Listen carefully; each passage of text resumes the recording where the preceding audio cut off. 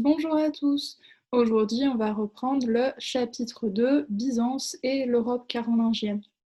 Pendant la séance 1, on avait vu sur quelle base se développe l'Empire byzantin après la chute de Rome, ça c'est Byzance.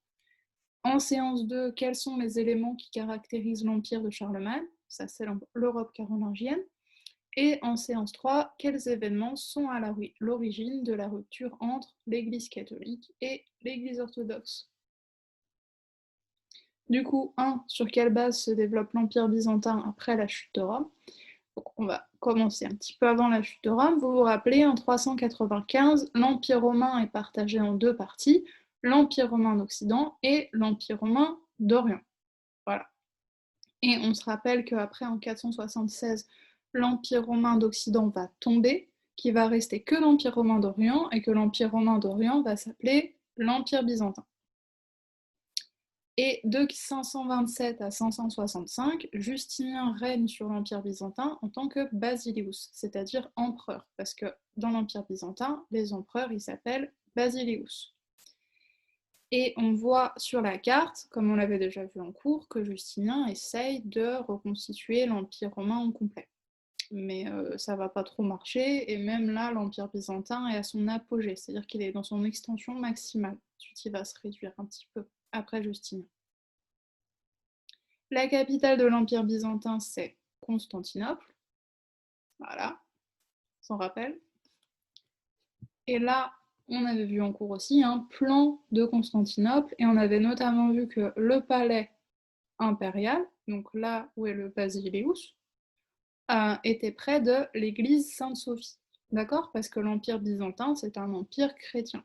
Et l'empereur, le Basileus, et l'église sont très très proches.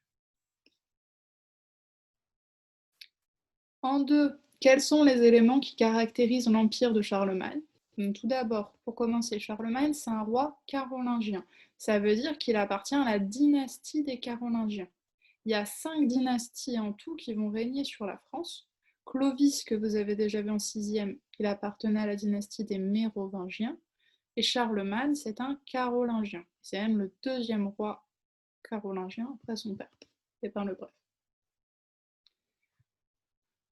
Il, donc Charlemagne, est couronné empereur et est sacré par le pape à Rome en 800. Vous voyez l'image, c'est le pape qui couronne Charlemagne en 800. Cette date est très très très importante, hein, pour info.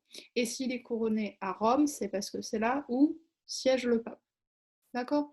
Donc, à nouveau, on est sur un empereur qui accorde énormément d'importance à montrer qu'il est chrétien et qu'il est très très très proche de l'Église. Ça, c'est des choses qui sont très importantes, et dans l'Empire byzantin, et dans l'Empire de Charlemagne. Son empire est grand, donc l'Empire de Charlemagne est grand. Lui, il essaie de reconstituer l'Empire romain d'Occident. Vous voyez la carte, vous voyez que c'est quand même très très grand et que ça comprend beaucoup de pays européens. Ça ne fait pas la taille de la France, hein, c'est beaucoup plus grand.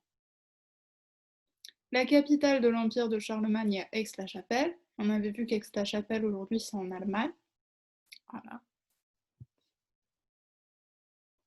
3. Quels événements sont à l'origine de la rupture entre l'Église catholique et l'Église orthodoxe?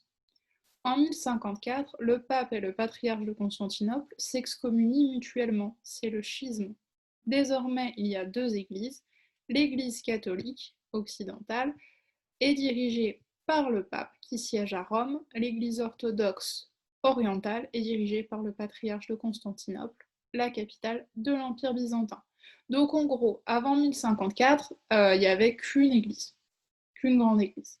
En 1054, le pape et le patriarche de Constantinople ne sont pas d'accord entre eux, ça va faire deux églises. D'un côté, les catholiques avec le pape qui se situe à Rome, et de l'autre, les orthodoxes avec le patriarche de Constantinople qui est basé à Constantinople, dans l'Empire byzantin. En 1095, le Basileus demande l'aide du pape pour faire face aux Turcs, ce qui indique que les catholiques et les orthodoxes sont encore en contact. En réponse, le pape lance l'appel à la première croisade. Donc là, on est à peine plus de 50 ans, 51 ans pour être exact, après le schisme, et on voit que les catholiques et les orthodoxes, ils se parlent encore. Ils sont plus d'accord du point de vue religieux, donc il y a bien deux églises, mais du point de vue politique, entre chrétiens, ils essayent encore de s'arranger et de se rendre des services. Donc là, il y a un problème. Le Basileus, il demande l'aide du pape, et le pape, pour répondre, il va dire oui, on va venir aider, j'envoie des mecs. Et du coup, il va y avoir les croisés. Vous vous rappelez de la vidéo qu'on avait vue en cours? Il va y avoir la première croisade, en réalité, c'est deux croisades. Il y a la croisade populaire, mais qui ne marche pas, concrètement, et la croisade des barons, et eux, ils vont réussir à aller jusqu'à Jérusalem. Rappelez que le but de la croisade, c'est d'aller jusqu'à Jérusalem quand même. Donc quand ils y arrivent, c'est bien. Mais plus d'un siècle après, donc après les premières croisades, en 1204, les croisés pillent Constantinople. Cet événement marque la fin de l'amitié entre l'Église catholique et l'Église orthodoxe. Donc en fait, c'est ça. Vous voyez, rappelez l'image. C'est ce qui va marquer vraiment la rupture totale entre l'Église catholique et l'Église orthodoxe. C'est pas tellement le schisme, c'est pas tellement qu'on fasse deux églises du point de vue religieux, parce que ça fait la distinction du point de vue religieux, mais pas du point de vue de l'amitié. Là où l'amitié elle se termine, c'est quand des catholiques vont piller, faire le sac de Constantinople, capitale de l'Empire byzantin. Là, les Byzantins, ils vont dire non, non merci. Non, on veut plus être vos copains, c'est pas cool. Voilà. On va se rappeler des dates repères pour le chapitre 2, Byzance et l'Europe carolingienne. En 395, partage de l'Empire romain. Vous vous rappelez qu'on a Empire romain d'Orient, Empire romain d'Occident. 527-565, c'est le règne de Justinien, qui est un basilus, donc un empereur byzantin. En 800, date très importante, couronnement de Charlemagne.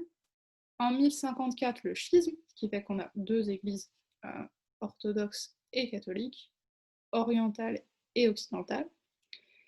1095 à 1099, le Basileus demande l'aide du pape, puis première croisade. Tout ça, ça se passe sur 4 ans. Et en 1204, les croisés pillent Constantinople, et donc la conséquence, c'est la rupture entre l'Église catholique et l'Église orthodoxe. C'est tout pour aujourd'hui. Bonne révision, à bientôt.